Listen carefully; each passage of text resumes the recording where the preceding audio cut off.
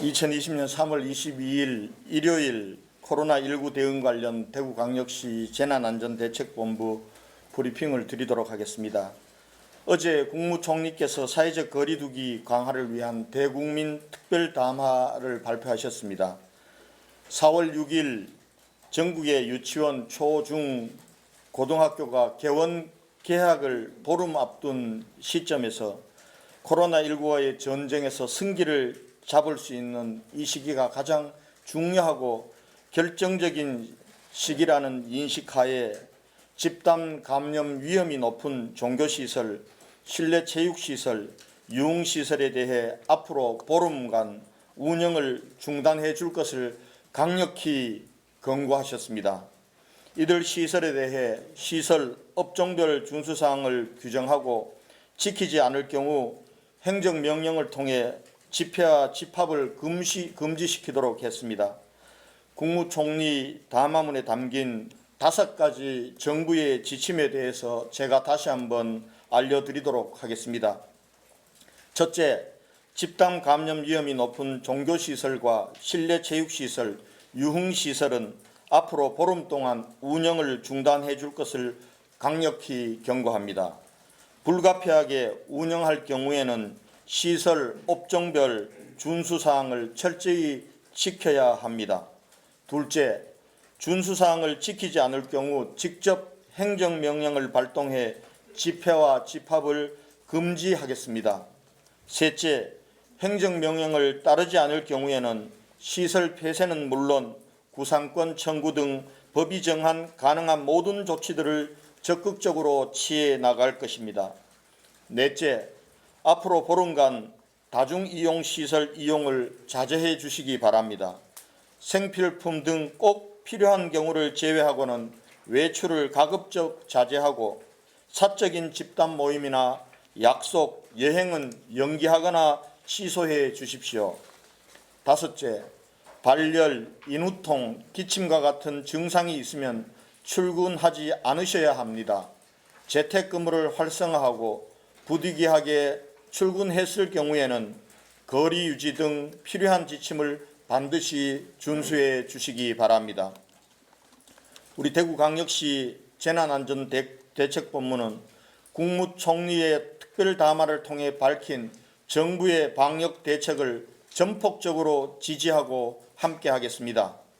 아울러 국민들과 함께 고통을 분담하는 차원에서 장차관들과 국무위원들이 4개월 월급 30% 반납 운동에도 적극 동참하겠습니다. 저부터 함께 하겠다는 약속의 말씀을 드립니다. 우리 대구 시민들께서는 코로나19 종식 3.28 대구 운동을 통해 자발적으로 강력한 자기 통제와 사회적 거리 두기 운동에 동참하고 계십니다. 시민 여러분들께 참으로 감사를 드리면서 이제 조금만 더 함께 참고 힘내자는 말씀을 거듭 드립니다. 특히 종교시설, 실내체육시설, 유흥시설은 이미 운영이 제한되고 있습니다. 그러나 최근에 젊은이들이 많이 이용하는 클럽, PC방 등에서 코로나19의 위험성에 아랑곳하지 않고 다시 성업 중인 곳도 있어 걱정이 많습니다. WHO와 여러 전문가들이 우리 젊은이들에게 경고하고 부탁한 얘기를 다시 한번 알려드립니다. 코로나19의 젊은이들도 천하무적이 아니다. 코로나19로부터 젊은이들도 천하무적이 아니다 라는 경고를 엄중하게 받아들여 주시기 바랍니다. 다음은 확진 환자 발생 현황과 입원, 입소 현황에 대해서 말씀드리겠습니다. 질병관리본부의 발표에 따르면 오늘 오전 0시 현재 대구시에서 발생한 코로나19 확진 환자는 전일 오전 0시 대비 43명이 증가한 총 6,387명입니다. 현재 확진 환자 2,183명은 전국 69개 병원에서 입원 치료 중이고 1,871명은 생활치료센터에서 치료 중입니다. 확진 판정 후 자가에서 치료 중이거나 대기 중인 환자는 124명입니다. 어제 하루 36명의 환자가 병원과 생활치료센터에 입원 입소하였고 오늘은 65명이 추가로 입원 입소할 예정입니다. 확진 환자들 완치되어 입원했다가 퇴원하는 환자들도 많이 늘어나고 있습니다. 어제 하루 완치된 환자는 252명으로 현재까지 완치된 환자는 총 2,137명입니다. 다음은 사회복지생활시설 요양병원에 대한 전수진단검사 실시 현황과 확진 환자 발생에 대해서 말씀드리겠습니다. 어제까지 전수조사 대상 394개소 33,610명 중 약 94.6%인 31,754명에 대한 진단검사를 실시하였습니다. 검체한 31,798명 중 27,892명은 음성으로 나왔고 154명이 양성으로 확진 판정을 받았습니다. 현재 3,635명은 검사 결과를 기다리고 있습니다. 확진자가 다수 발생한 요양병원에 대한 전수 진단 검사는 어제까지 완료되었습니다. 아직 검사를 받지 않은 노인시설, 노숙인시설 등 1,856명에 대해서는 금일 중으로 완료할 예정입니다. 앞으로 확진자가 다수 발생한 병원과 유증상자가 있는 병원을 중심으로 3에서 4일 간격으로 모니터링을 통해 추가 진단검사를 지속해 나가겠습니다. 어제 전수검사 과정에서 요양병원 5개소에서 18명의 확진자가 추가 발생하였고 일반 의료기관 3개소에서도 5명의 확진자가 발생하였습니다. 또 대구 경북 혈액원에서도 1명의 확진자가 발생하였습니다. 확진자가 발생한 의료기관에 대해서 말씀을 드리면 서구 소재 한사랑 요양병원 11명, 달성군 소재 대실 요양병원 4명, 달서구 소재 효현 요양병원 1명, 성서 요양병원 1명, 수성구 소재 김신 요양병원 1명 등입니다. 그리고 일반 의료기관 3곳은 파티마 병원 2명, 칠곡 경북대병원 1명, 배성병원 2명입니다. 다수의 확진자가 발생한 대실 요양병원의 환자 54명에 대해서는 오늘 중으로 전원 입원 조치할 예정입니다. 어제 5개 병원에 32명을 입원 조치하였고 금일 2개 병원에 21명을 입원시킬 계획입니다. 이들 요양병원에서 발생한 환자들은 거동이 불편하거나 와상 환자들로 병상을 확보하는 데 많은 어려움이 있었지만 전국의 시도에서 적극적으로 협조해 주고 계십니다. 병상을 추가로 지원해 주신 오거돈 부산시장님과 김경수 경남도지사님을 비롯한 전국의 시장, 도지사님들께 진심으로 감사드립니다. 사망자 현황과 상세한 환자의 건강관리 상태에 대해서는 대구시 감염병관리지원단 김신우 단장께서, 역학조사 진행 상황은 김종연 부단장께서 재브리핑이 끝난 후 설명해 드리도록 하겠습니다. 한편 노인, 장애인 등 감염자가 없는 취약시설을 보호하기 위해서 사회복지생활시설에서 예방적 코트 격리를 신청을 받아 진행하고 있습니다. 현재 36개소가 예방적 코트 격리에 참여 중입니다. 예방적 코트 격리에 지정되면 외부인 면회가 차단되고 종사자들의 외출, 퇴근이 전면 금지되는 불편함이 있지만 사회복지생활시설에서 자발적으로 참여해 주셨습니다. 감사드리면서 대구시에서는 코트 격리에 따른 재반 비용과 물품을 전면 지원하도록 하겠습니다. 시설 여건상 예방적 코트 격리에 동참할 수 없는 시설은 외부인들의 출입을 일체 금지하고 종사자들도 외부인 접촉 금지와 대중교통 이용 자제 등 자가격리에 준하는 생활수칙을 준수하도록 할 것입니다. 그리고 종사자와 환자들에 대해 하루 2번 발열 체크 등 감염병 예방 체크리스트를 만들어 병원 내 예방 수칙을 엄격히 준수하도록 관리해 나가겠습니다. 사회복지생활시설과 요양병원의 전수 진단검사가 마무리되어 감에 따라 또 다른 고위험군 시설인 정신병원에 대한 전수 진단검사를 내일부터 실시하겠습니다.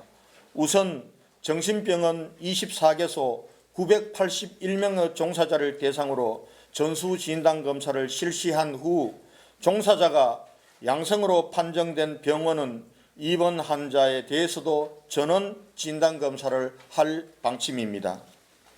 주말 종교시설 특별 점검 사항에 대해서 말씀드리겠습니다. 어제 토요일 종교시설 점검 결과 대구시의 사전 협조 요청에 따라 3월 말까지 대부분의 종교단체들이 자발적으로 예배와 집회를 중단하는 데 참여해 주고 계십니다. 다만 일부 종교시설에서 집합 예배와 행사 의지를 보이고 있어 오늘 마지막 순간까지 집합 예배 중단을 설득하는 한편 대구시 공무원 37명과 경찰 공무원 33명으로 합동점검반을 구성하여 현장에서 활동하고 있습니다. 집합 예배를 강행할 경우에는 예배 참석자 명단 작성, 발열 체크, 소독, 좌석 이격거리 유지 등 방역을 철저히 하도록 현장에서 지도 점검 중에 있습니다. 다시 한번 대구 기독교 청년합회를 비롯하여 우리 불교계, 천주교를 비롯한 5대 종단과 그리고 종교 지도자 여러분께서 자발적으로 예배 및 종교행사 중단에 동참해 주신 것에 대해서 참으로 감사하다는 말씀을 이 자리를 빌려서 드리겠습니다. 시민 여러분께 말씀드리겠습니다. 어느새 성큼 다가와 버린 봄이지만 우리는 아직도 대구의 봄을 느끼지 못하고 있습니다. 오늘 만감이 교차합니다. 지역에 첫 확진자가 발생했다는 통보를 받고 느꼈던 놀라움과 충격, 자고 나면 하루가 다르게 폭발적으로 증가하는 확진자로 인해 느꼈던 좌절감과 절망감, 부족한 병상과 의료 지원 문제가 해결되지 않아 느꼈던 낭패감, 하루하루 세상을 떠나시는 분들에 대한 슬픔과 비통함, 이러한 생각들로 잠을 이룰 수가 없습니다. 하지만 충격적인 기억만 있었던 것은 아닙니다.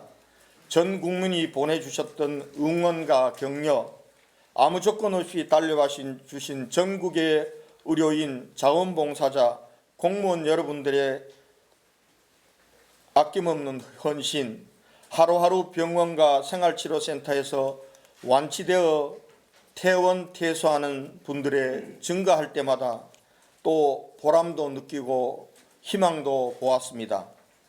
무엇보다 대구 시민 여러분께서 보여주신 놀라운 공동체적 연대와 자기 희생적인 노력에 감사드립니다. 대구 봉쇄라는 섣부른 얘기와 유언비어가 난무할 때도 우리 대구에서는 사재기나 대구 탈출과 같은 혼란도 자기만 살겠다는 이기주의적인 것도 없었습니다.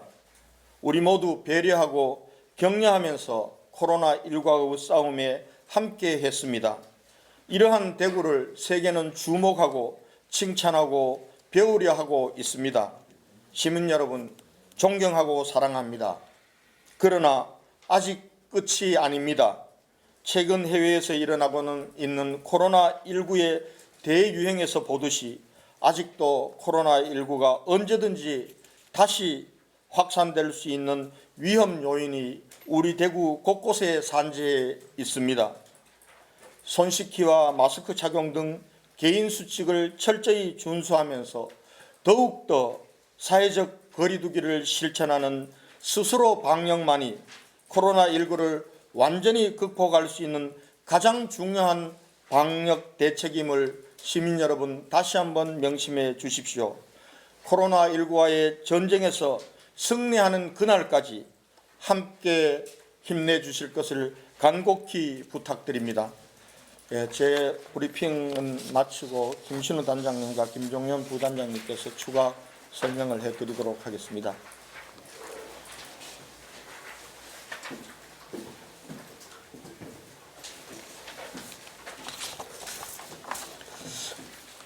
영시에서 영시까지 기준으로 어제 말씀드린 분 외에 2분이 더 사망하셨습니다.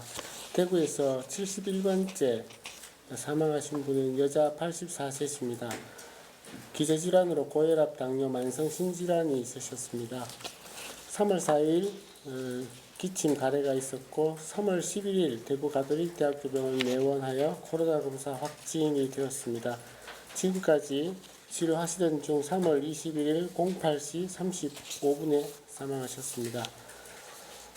대구에서 72번째 환자분은 여자 68세십니다. 기저질환으로 뇌출혈, 고혈압, 사지마비가 있으셨습니다. 2월 28일 김신요양병원 입원 중에 코로나 확진자에 노출되어 격리 중 검사를 해서 음성이 판정되었습니다. 3월 6일 날 가래가 늘어나서 다시 검사를 했을 때 양성이 되었습니다.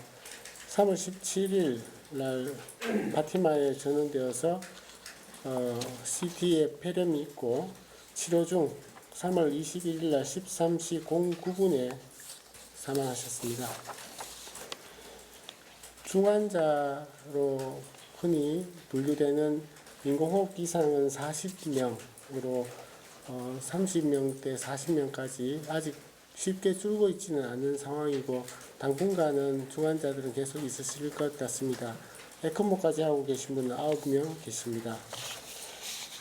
신환이 생기면 입원할 수 있는 병상은 현재 타 지역에 갈 필요가 없이 그 지역 내에서 다 소화할 수 있다라고 말씀드릴 수 있습니다.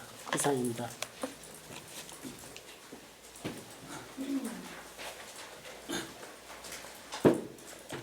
네, 역학조사 결과에 대해서 말씀드리겠습니다.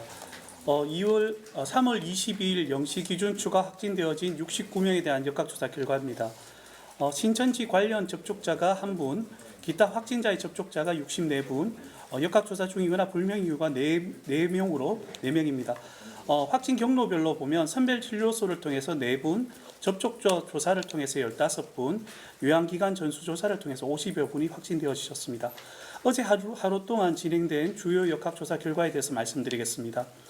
한사랑 요양병원에서 어제 종사자 4분, 그다음 환자 7분, 접촉자 1분이 추가 확진되어졌으며 오늘 들어오기 방금 전에 확진 환자 3분이 더 추가로 발생되어져서 총 누적 확진자 수는 92명이고 그중 환자는 67명입니다.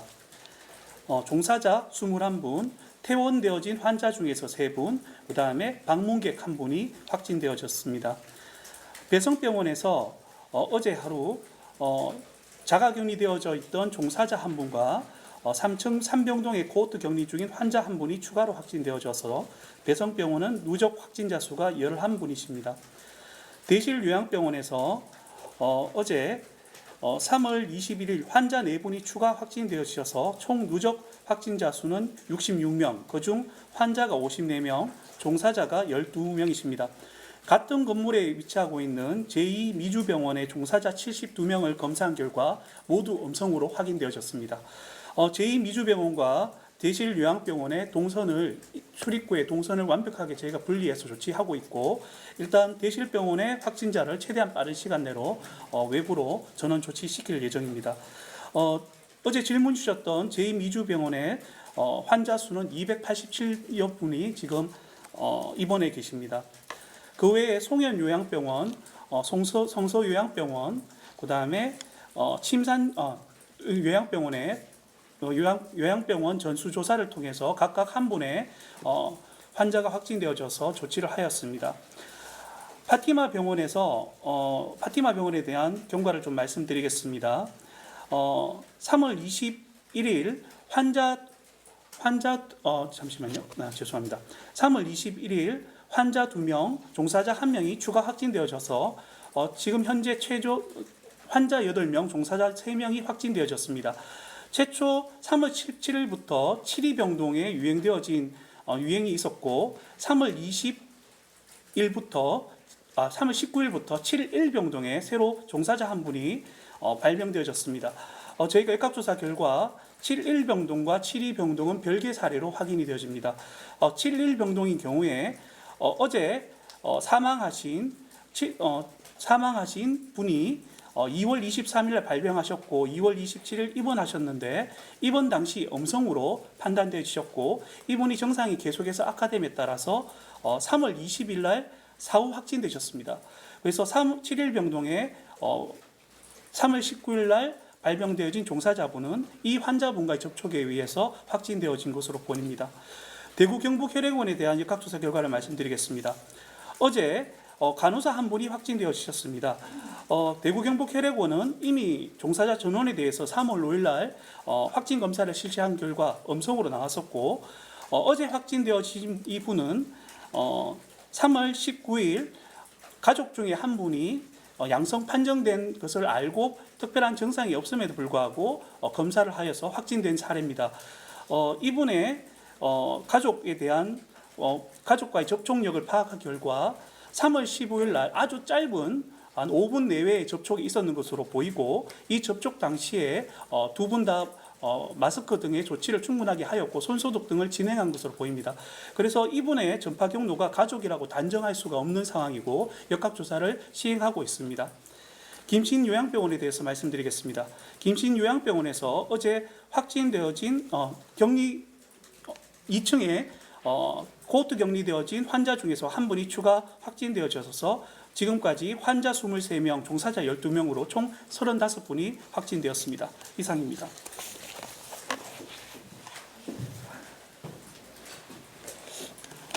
역학조사와 환자 상태에 대해서 아마 궁금한 것이 많으실 텐데 저한테 제가 답변을 드리고 두 분이 연이어서 질문 답변을 드리도록 하겠습니다. 네, 질문하십시오. 저 매일경제 우성덕 기자라고 합니다. 그 병원 등 집단시설 그 관리 소홀이 드러나면 그때 시장님께서 법적 조치를 이렇게 취하시겠다고 말씀을 하셨는데 혹시 지금 그 집단 감염이 발생한 그 한 사람이나 대실 요양병원에 대한 그 구상권 청구 계획이 혹시 있으신지 보고가 나고요. 혹시 또 정신병원 전수조사한다고 하셨는데 혹시 이외에도 혹시 고위험 시설군에 대한 또 전수조사할 그 대상이 있는지 그 두 가지 좀 말씀 부탁드리겠습니다. 네, 정신병원을 우선 하고 그리고 지금 저희들 역학조사관들 전문 교수들과 그 다음 단계에서 어디로 갈 건지에 대해서 논의를 하고 있습니다. 그래서 이 부분들을 어떻게 하면 체계적으로 조사를 그냥 검사를 하는 것이 중요한 것이 아니라 방역적인 관점에서 의미 있게 조사를 해야 되기 때문에 그 부분과 관련해서 논의를 하고 있다는 말씀을 드리고요. 추가로 방역대책 차원에서 전수검사가 필요한 곳은 할 예정입니다. 아직 몇 곳을 놓고 지금 검토를 하고 있다는 말씀을 드리겠습니다. 그리고 지금 상황에서 지금 병원들이나 모든 곳에서 의료진들이 굉장히 사투를 벌이고 있습니다. 지금 요양병원에서 일부 종사자들이 예방수칙을 잘 지키지 않은 부분들이 나오긴 했지만 거기서도 사실은 환자들을 다들 돌보고 계십니다.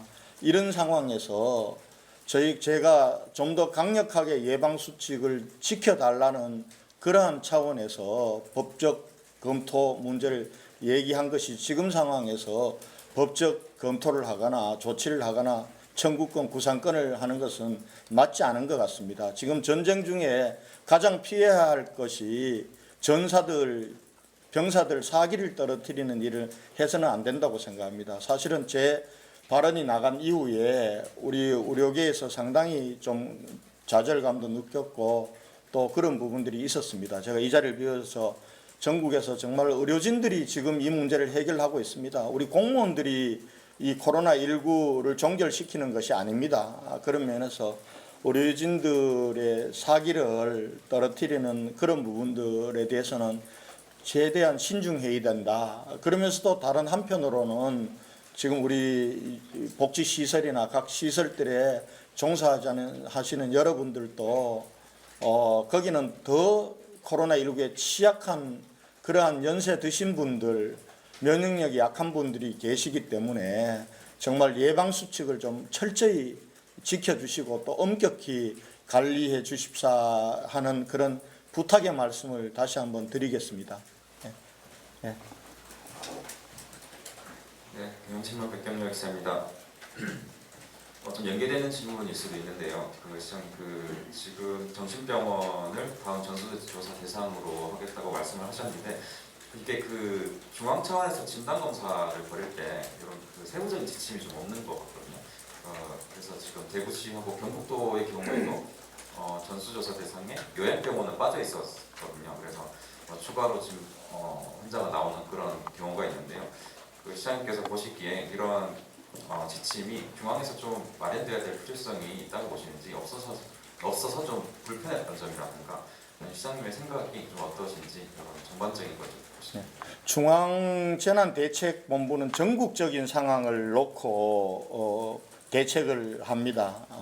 우리 대구광역시 재난안전대책본부는 대구시 상황에 놓고 중앙정부의 대책 방향을 대구시라는 특수한 상황에 준용해서 하는 것이기 때문에 중앙 차원의 전체적인 대책과 대구 대책은 다를 수밖에 없습니다. 달라야 합니다. 저희는 이미 정말 확진자 수가 폭발적으로 증가하고 그러면서 역학조사가 무력화되고 곳곳에서 지역사회 감염이 심각한 단계에서 다음 단계를 맞이했습니다. 이럴 경우에 저희는 고위험 집단시설에 대해서는 전수조사를 좀 힘이 들고 비용이 들더라도 하는 것이 옳다고 판단했고 그렇기 때문에 우리가 사회집단시설과 그리고 요양원, 요양병원 그리고 다음으로 정신병원에까지 전수조사를 하는 것입니다. 아마 다른 지역 부분들은 해야 되느냐 안 해야 되느냐의 문제는 다른 지역의 상황에 맞게 중앙재난대책본부와 그 지역의 재난대책본부가 판단해서 할 문제지 이걸 일률적으로 이렇게 정할 일은 아니라고 보고요. 중앙재난대책본부에서 일률적인 지침을 내려주지 않아서 대구광역시 재난대책본부가 해야 될 일을 못하는 일은 없다 이런 말씀을 드리겠습니다. 네. 네, 오마이뉴스 조정기입니다. 사회복지생활시설에 대해서 지금 예방적 포트 격리를 신청한 36개소에 대해서만 포트 격리가 들어간 말씀하셨는데 경상북도 같은 경우는 선제적으로 예방적 포트 격리를 행정명령을 통해서 하도록 했습니다. 그런데 대구시에서는 왜 행정명령을 통해서 하지 않았는지 그리고 지금 이런 시설들이 36개소 외에 다른 시설들은 몇 개나 되고 그 시설들은 왜 스스로 격리 신청을 하지 않았는지 그 이유도 하고요. 그리고 오늘 일부 교회들이 예배를 강행하는 곳이 있다고 했는데 그 교회들의 규모가 몇 명 정도 나오는 교회인지 좀 말씀 좀 부탁드립니다. 코트 격리를 왜 대구는 하지 않느냐는 질문에 대해서는 여러 번 말씀을 드렸습니다. 코트 격리란 것은 청정 지역일 때 하는 겁니다. 만약 그 안에 환자나 그리고 종사자 중에 감염이 된 사람이 있으면 코트 격리를 하면 안 됩니다. 그렇기 때문에 우리가 청정 지역임을 확인하는 전수 검사를 하는 겁니다. 전수 검사를 통해서 청정 지역으로 된 곳은 코트 격리로 들어가고 있습니다. 그래서 지금 36개가 참여하고 있고 앞으로 더 이것은 늘어날 겁니다. 그래서 코트 격리가 만병통치약이 아니다. 상황에 따라서 코트 격리를 선제적으로 해야 할 때는 하지만은 우리 대구처럼 이미 지역사회 감염이 심각해서 어디에 누가 감염자인지 모르는 환자가 감염되었을지 종사자가 감염되었을지 모르는 곳에서 코트 격리를 하는 것이 반드시 좋은 방침은 아니다. 우리도 많은 논의 끝에 전수진단검사를 바탕으로 코트 격리가 가능한 곳은 코트 격리를 하자 이렇게 결정해서 그렇게 하고 있고, 이 코트 격리를 강제적 코트 격리가 반드시 좋은 것은 아닙니다. 왜냐하면 코트 격리를 하면은 적어도 2주 동안 그 안에서 먹고 자고 하면서 환자를 돌봐야 되는데, 그것을 할 수 있는 여건과 능력이 있는 곳은 됩니다. 종사자들이 같이 잘 수 있는 곳도 있어야 되고, 또 그 안에서 모든 것들을 해결하고 또 이 교대 근무도 할 수 있는 곳은 그렇게 하지만 그렇지 않는 곳은 코트 격리를 반드시 할 수가 없습니다. 그런 면에서 그렇게 할 수 있는 곳, 코트 격리를 할 수 있는 곳과 그렇지 않는 곳을 달리 맞춤형으로 예방 대책을 세우는 것이 맞다. 이렇게 해서 저희들이 하고 있다는 말씀을 드리고요. 오늘 지금 어제까지 확인한 결과로는 지금 한 16개 종교 관련 단체들이 집합 예배를 할 의향을 보였습니다. 아마 오늘 많이 어제부터 오후부터 또 많이 설득했기 때문에 실제로 오늘 오후에 전체적으로 상황을 종합해 보면은 집합 예배를 보는 것은 그렇게 많지 않을 거라고 봅니다. 집합 예배를 보는 곳도 있습니다. 제가 들어오기 전에 현장 사진도 보고 했는데요. 다 발열 체크를 하고 명단을 작성하고, 그리고 들어가면은 긴 의자가 있으면은 양쪽 끝에서만 앉도록 하고, 그리고 마스크를 착용하고 이렇게 예방 조치를 하고 있다고 보고를 받고 있습니다만은, 지금 현재 어떤 곳이 지금 이 집합 예배를 본다 이렇게 제가 단정해서 말씀드릴 수 없다는 점을 양해해 주시기 바랍니다. 예. 규모가 어느 정도 되는 교회에서 규모가 크지 않습니다. 지금 한 100명, 많게는 100명, 작게는 20명, 30명 규모라고 그렇게 알려왔었습니다. 어제 상황 파악해서. 예. 네, TV조선 이심철입니다. 질문 한 두 가지 정도 드리겠습니다. 그 신천지 의장교회 두 곳이 나왔는데 이게 어떤 과정에서 좀 색출이 됐는지 좀 확인을 좀 해주시고 좀 자세하게요. 그리고 교회 공개 여부도 좀 확인 좀 해주시고, 그리고 이 한기총 소속에서 그 교회들이 집합 예배를 강행하는 사유가 뭔지를 좀 말씀을 좀 해주십시오. 어떤 이유에 대해서 예배를 해야 하는지, 그 부분에 대해서 뭐라고 하는지. 위장교회는 이미 다 밝혔습니다. 지금 시설 폐쇄가 들어가 있는 두 개 교회고 교회 명칭도 다 밝혔습니다. 그리고 현재는 전부 폐쇄 상태에 있고, 거기에 참여하는 했던 분들과 관련돼서 명단도 어느 정도 저희들이 입수해서 그분들 중에서도 진단검사를 받지 않은 분들은 검사를 받도록 그렇게 조치하고 있다는 말씀을 드리겠습니다.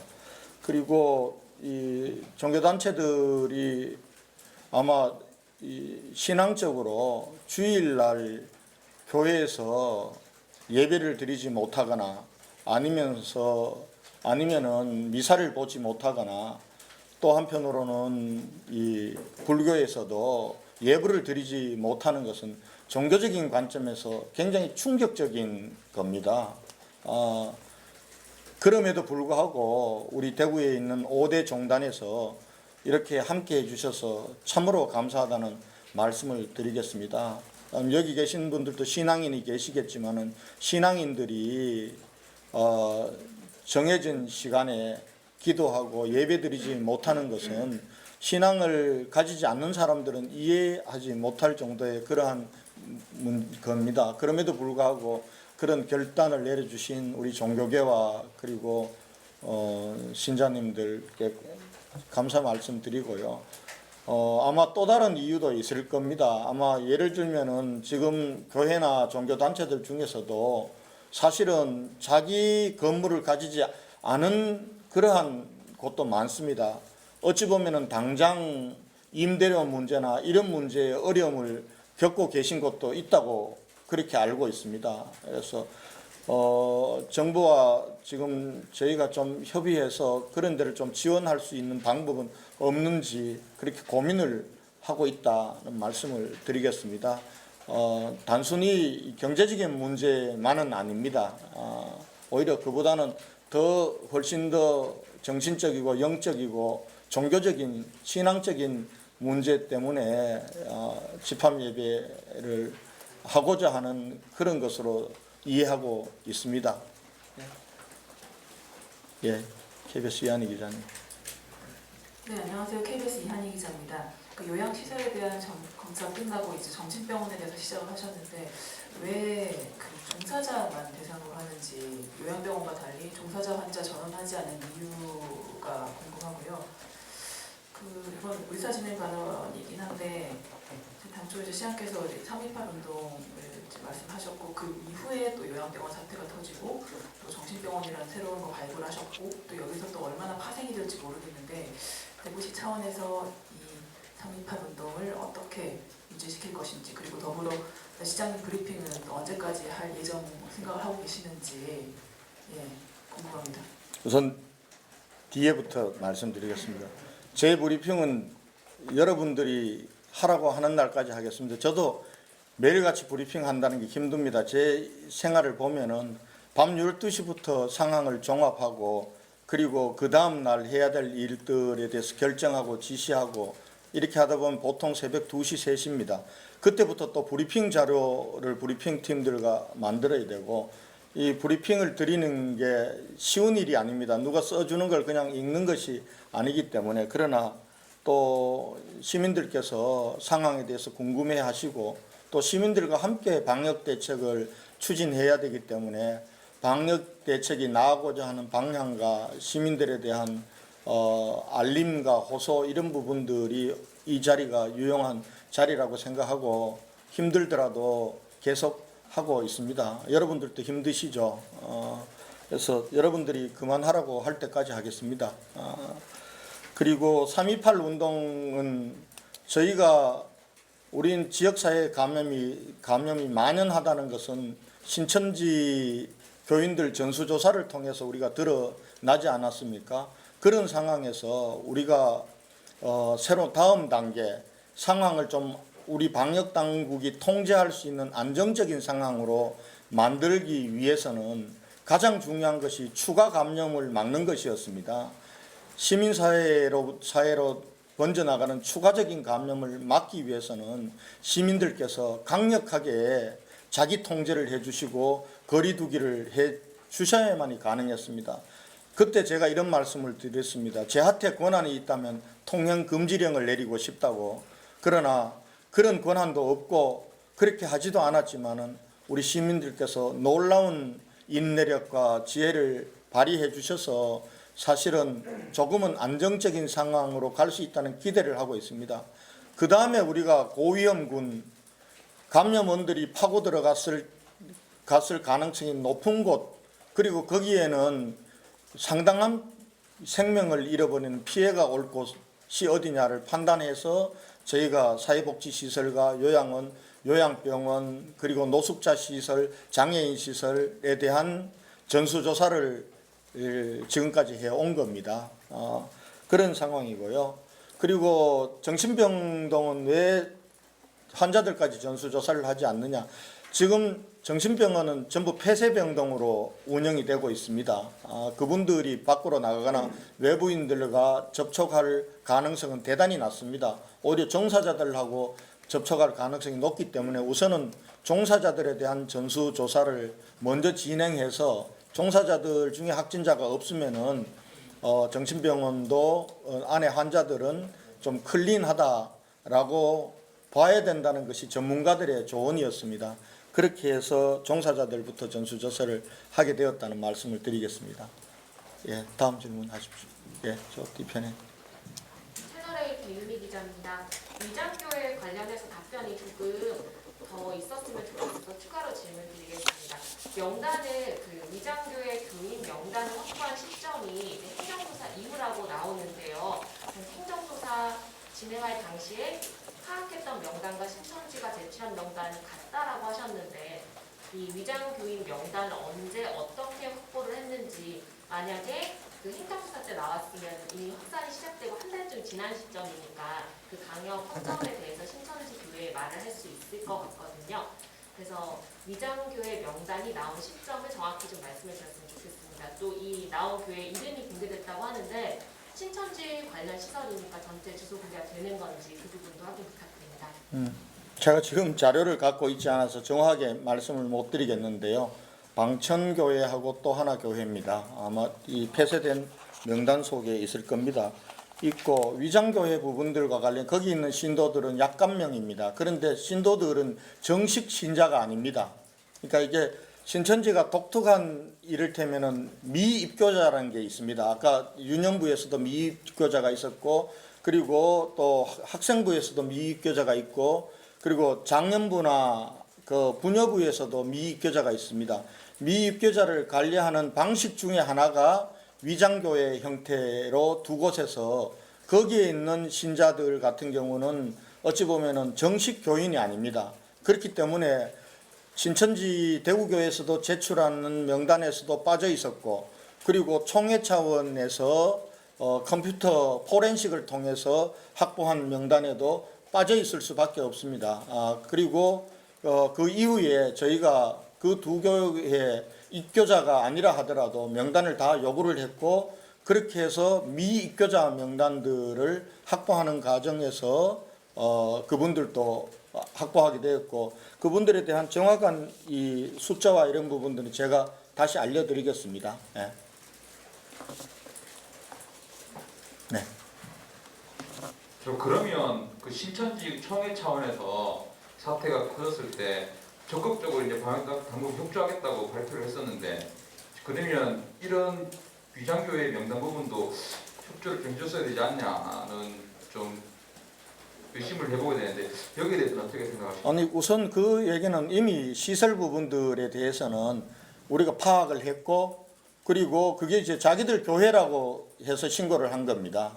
근데 알고 보니까 사실은 일반인들은 그게 신천지 교회인지 모르는 형식으로 운영됐기 때문에 위장교회라고 하는 거죠. 그 교회의 존재에 대해서는 신천지 대구교회 차원에서도 저희들에게 알려준 겁니다. 다만 거기에 있는 교인들 부분들과 관련해서는 미입교자인 예비 신자들은 알려주지 않았고, 그리고 그것은 전체 명단에도 빠져 있었습니다. 그래서 교인 명단을 누락했느냐라는 부분들이 이건 논쟁의 여지가 있습니다. 본인들은 교인이 아니기 때문에 제출하지 않았다라는 거고, 그러나 우리는 신천지와 관련돼서 방역 대책 차원에서는 미입교자라 하더라도 또 교육생이라 하더라도 제출해야 되는 거 아니냐라고 해서 요구를 했고, 지금 현재는 다 제출된 상태다라는 말씀을 드리겠습니다. 이해가십니까? 네. 예. 네, 다음 질문하실 분. 네, 앞에 계속 손 들고 계셨어요. 연유스TV의 정준 기자입니다. 지금 고위험 집단 시대에 대한 조사를 진행하고 있는데, 물론 그 수만 명씩 되는 많은 인원을 한꺼번에 하기에는 어려움이 있다는 부분도 있겠지만, 이 고위험 시설에서 어떻게 보면 또 우선적으로 좀 동시다발적으로 할 수 있었지 않았나 또 지적도 있을 수 있고, 또 그거에 이어서 지금 진단검사 가용 여력이 얼마나 되는지 지금 계속 순차적으로 어떻게 할 건지에 대한 질문이 나오고 있는데, 앞으로 그 가용 여력에 따라서 계획이 있을 수 있을 것 같은데, 그 부분도 좀 질문 부탁드리겠습니다. 진단검사 역량 덕분에 할 수가 있는 겁니다. 지금 현재 우리 군의관들이라든지 많은 이 군 인력들이 지원을 해주고 계십니다. 그래서 그분들이 진단검사를 하고 있어서 최근에 저희 대구에서만 하는 진단검사 영향은 많이 할 때는 5천 건을 넘어가고 있습니다. 그래서 이렇게 3만 6천 명에 대한 전수조사가 가능한 겁니다. 가능한 거였고, 신천지 교인들에 대해서 집중하면서 조금은 늦어진 거는 사실입니다. 그러나 늦었다고 생각할 때가 가장 저는 빠를 수도 있다고 생각합니다. 그래서 토요일 일요일 날은 조금 진단 검체 영향이 조금 줄어듭니다. 그래서 그래도 어제 같은 경우도 3천여 건 이상 진단 검사를 했습니다. 그래서 지금 현 상황의 진단 검사 역량으로는 우리가 고위험군을 전수조사하는 데는 무리가 없다라는 말씀을 드리고요. 이걸 하루 만에 다 할 수는 없습니다. 예. 예, 마지막 질문. 예, 우리 TBC의 박철희 기자님. 예. 수고 많으십니다. TBC 박철 기자입니다. 시민들 관심 중에 하나는 이제 생존자금, 긴급 생계자금인데 소상공인 생존자금하고 긴급 생계자금 관련 어떻게 틀이 짜여지고 있는지, 어느 정도 좀 틀이 완성이 됐는지, 재원은 어떻게 결정되는지 좀 설명 좀 부탁드리고요. 당초에 이제 긴급 생계자금 같은 경우에 기준 중에서도 85%의 아득층을 얘기를 하셨는데 좀 더 확대하실 계획이 혹시 있으신지. 또 마지막으로 급여 반납 아까 말씀하셨는데 혹시 뭐 다른 간부분들 동참 계획도 있는지도 좀 부탁드리겠습니다. 급여 반납은 자발적으로 하는 것입니다. 우리 공무원들에게 강요는 하지 않겠습니다. 제가 먼저 솔선수범을 하면은 또 뜻 있는 우리 공무원들이 함께 동참할 수도 있을 거라고 봅니다. 아주 자발적으로 하겠습니다. 우리 대구가 정말 놀라운 것은 모든 것이 자발적으로 이루어지고 있습니다. 누구의 강요나 강제 이전에 하고 있기 때문에 그 아름다운 정신들이 이번에도 이어지기를 바라고 있습니다. 그리고 추경 규모는 어느 정도는 결정됐습니다. 오늘 오후에 지금 이제 생계 자금도 지원하고 또 자영업자 중소상공인들에게 긴급하게 생존을 위한 지원도 하게 됩니다. 그런데 사실은 이 대상자를 발굴하고 신청을 받고 또 배부를 한다는 실무적인 과정이 굉장히 복잡하고 어렵습니다. 그래서 아마 여기에도 많은 역량들이 쏟아 부어져야 가능합니다. 지금 대체로 이거 하는데 저희들이 거의 한 500여 개소의 신청 접수를 받을 거고요. 인력은 한 1000여 명의 인력이 동원이 돼야 되는 일입니다. 특히 구군에서 굉장히 많은 일을 해야 되고 금융기관들도 많이 애를 써 주셔야 되는 문제이기 때문에 오늘 오후에 구청장 군수님들과 제가 이와 관련된 전체적인 회의를 합니다. 실무적으로 풀어야 될 부분들, 그리고 대상과 관련해서도 그동안 구군의 의견을 받았습니다만 한 번 더 마무리 짓는 차원에서 하도록 하고요. 대체로 지금 추경 규모는 1조가 넘어갑니다. 우리 대구시에서 국비도 지금 현재 한 7천여억 원 이상이 지원이 돼서 내려오고 있지만은 대구시도 강력한 세출 구조 조정, 그리고 기금 활용, 재난기금, 구호기금, 그리고 신청사 건립기금들을 활용하는 것, 이런 재원들을 통해서 우리 대구시 자체적으로도 3천억 이상, 제가 지난번에 2천억 정도 만들겠다고 했는데요, 3천억 이상을 만들 겁니다. 그래서 전체 추경 규모는 1조 이상이 될 거라는 말씀을 드리고요. 그래서 아마 긴급 생계 지원은 두 차례에서 나누어서 할 생각입니다. 한 차례 할 경우에 또 시행착오도 있을 수 있고 또 여러 가지 지금 이 선불 카드와 상품권 형태로 1차는 지급할 생각인데요. 선불 카드 발행 문제도 굉장히 복잡한 문제입니다. 그리고 또 대구만 하는 것이 아니라 서울에서는 지금 117만이 하기 때문에 이 정보를 접근해서 대상자를 찾는 일도 굉장히 복잡한 과정들이 있습니다. 그러나 그럼에도 불구하고 최대한 신속하게 될 수 있도록 가능하면은 다음 주에 이제 시의회에서 의결을 하게 될 겁니다. 그러면 그 다음 주 말 정도부터는 바로 신청을 받을 수 있도록 그리고 신청이 다 끝난 이후에 지급하는 게 아니라 신청과 함께 지급하는 방식으로 그렇게 준비를 하고 있다는 말씀을 드리겠습니다. 오늘 오후에 구청장 군수님들과 회의를 마치고 내일 아침 정도에는 의회에 내일 보낼 것이기 때문에 전체적인 추경 규모와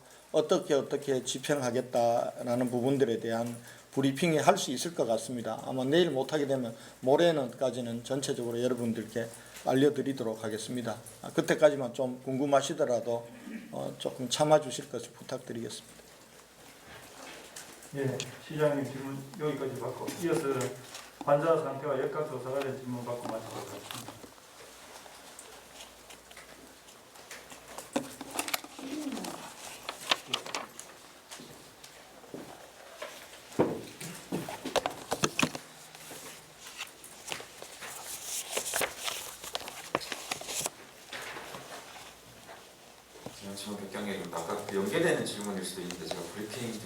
할까 좀 의문이 생겼는데요. 그 정신병원 같은 경우에는 일단 종사자 중심으로 먼저 한다고 하셨고 그 전문가 협의를 거쳤다고 말씀을 하셨는데 그 대남병원, 청도 대남병원 같은 경우에 보면은 뒤늦게 좀 드러나긴 했지만 환자들이 그 면회를 갖거나 아니면 그 외부 치과 치료라든가 이런 거 외부 치료 받기 위해서 나갔던 기록들이 있었다고 말씀을 하셨거든요. 그때. 그래서 그 부분에 대한 좀 고려가 됐는지 궁금하고 그 대구에서도 그런 경우가 있을 것 같거든요. 그래서 환자들만 감염이 됐는데 그게 안 알려진 경우가 있을 것 같은데 그 부분하고 그다음에 그 연계돼서 환자들이 지금까지 좀 경심병원의 경우에 그 확진 판정을 받은 경우가 있는지 이런 부분 좀 궁금합니다. 예, 정신병원에서 확진받은 사례는 배성병원 이미 지금 현재 11분, 종사자 3분, 환자 8분이 지금 확진받아져서 환자분들은 이미 대구의료원으로 저희가 전원 조치되어졌고 나머지 접촉자들은 삼병동에 코호트 격리되어지고 있습니다. 그리고 말씀하신 그런 이제 환자 정신병원의 폐쇄병동에 입원 중인 환자가 종사자가 아닌 다른 경로로 감염될 가능성도 완전히 배제할 수는 없습니다. 그러니까 저희가 전수조사를 할 때 그런 부분도 참고해서 점검을 하도록 하겠습니다. 질문 얻으시면 여기까지 오늘 질문하도록 하겠습니다. 예, 이상으로 코로나19 대응 관련 오늘 정례 브리핑을 모두 마치도록 하겠습니다. 감사합니다. 일요일 날